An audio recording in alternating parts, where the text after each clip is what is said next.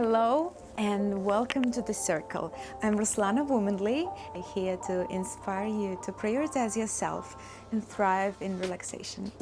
Today I will answer the most common question I get asked and also give you 5 tips on how to get the most out of the next Women's Circle you attend.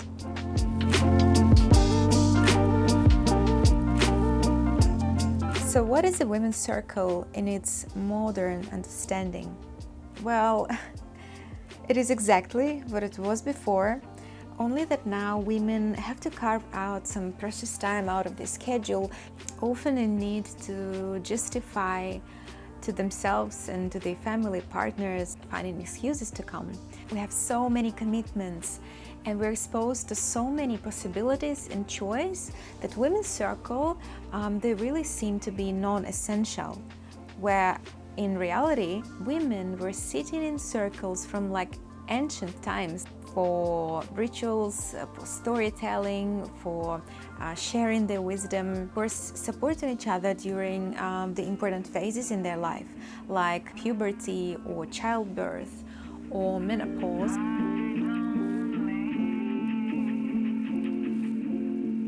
I often get asked from men, what is the Women's Circle and what do girls do there? For this question, I really like to leave it unanswered and to separate our worlds so it stays a bit of a mystery. I had a massive response from men. Can you organize something like this for us? And of course I cannot, because I'm not a man.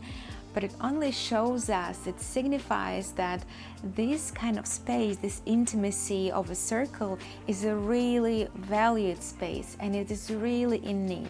If you're interested about why men historically didn't gather in circles like women did, in the description there is a link to a blog post on my website. It's just a short article that I wrote. To me, a women's circle is an opportunity to pause. Even the fact that you are putting aside your phone for like 5 to 6 hours is amazing. To, finally be able to focus on inwards instead of outwards, the way we live these days by default. And then, of course, there's the power of all the healing meditations and practice that we do. But the chatting, all women love talking, and however amazing the program may be, the most important comes from interacting with each other, from opening up. Let me share with you how one Women's Circle impacted my life. So I went to that circle that was organized by our local community. It was a circle of support for one woman who experienced a recent loss in her life. Nothing fancy, just I think an hour and a half Women's Circle. Basically some sharing, a little inspiring meditation, and then we went into working with clay. The result is not important. Important is the conversations that occur while you are working with hands. And once it was over, I was coming home already so tired, but not understanding how come. I thought it's from driving. And the next 2 days, I was physically exhausted. I was just dying, but I couldn't understand what happened. You usually go to Women's Circle with this idea of having an empowering experience. But the thing is, transformation always comes with a cost. The new experience that our body gets, it has to be integrated. For 2 days, I was keep on asking myself what happened and what affected me this badly. It was 2 days of real deep self-reflection. I also have a small baby, so it was pretty hard to just lay down still and thinking what the hell happened and what affected me in this way. And after all those questions, I finally understand that woman's loss of a husband, I tried it on, discovered that huge fear of losing a partner. And I like to be open in my communication with my husband. We were talking a lot about this fear. It is pretty natural for a woman with a small child to have this subconscious fear of losing your provider. And because of this conversation, we also concluded to do certain things to reduce this stress, to reduce this fear of losing him. Once I realized it, I was magically uplifted.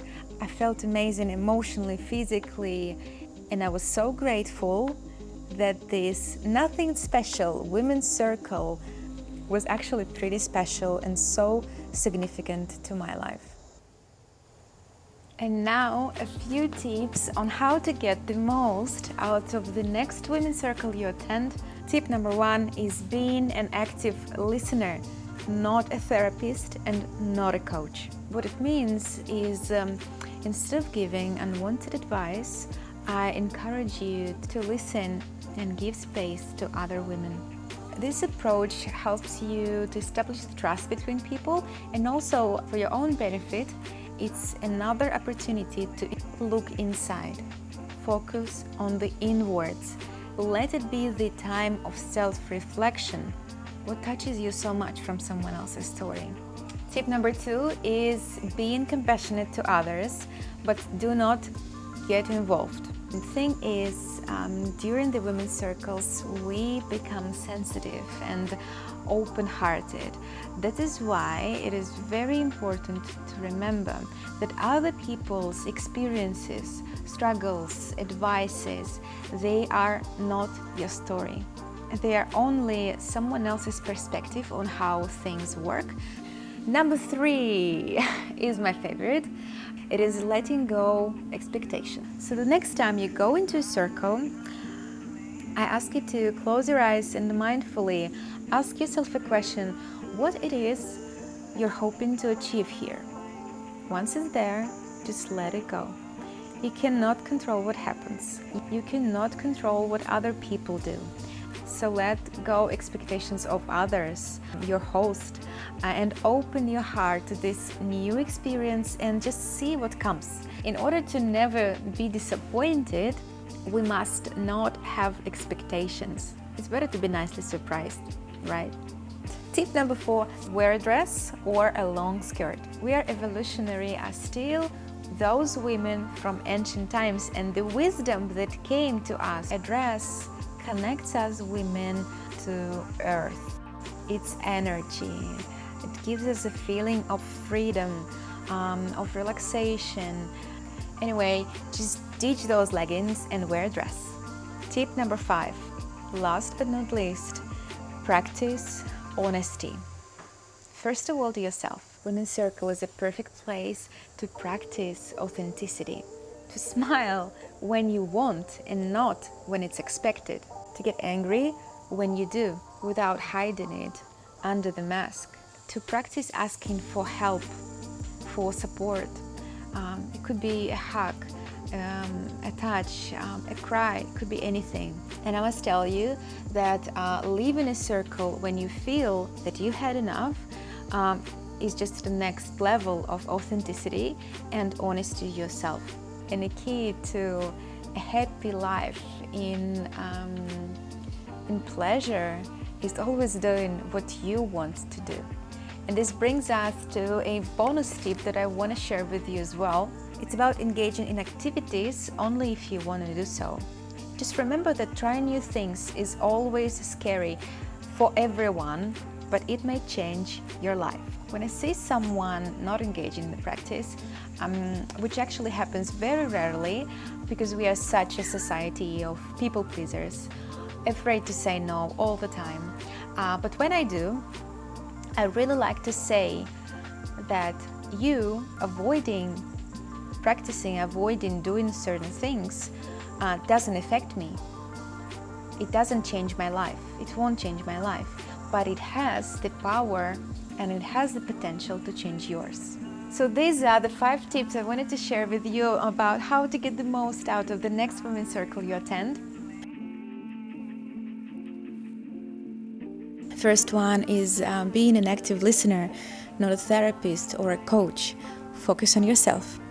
Second is being compassionate to others, but do not get involved. Third is let go all the expectations and open up to new things. Number 4 was wear a dress or a long skirt. And number 5 was practice honesty and authenticity. And if something new that you never tried before comes up, just be brave. Try something new. It may change your life. Okay, this is it for today. Thank you for watching. In one of the next videos, I will share what happens after the circle and how to integrate this new experience into your life.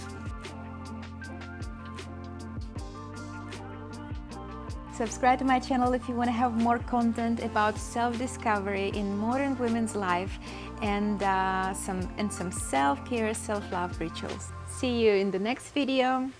Ciao!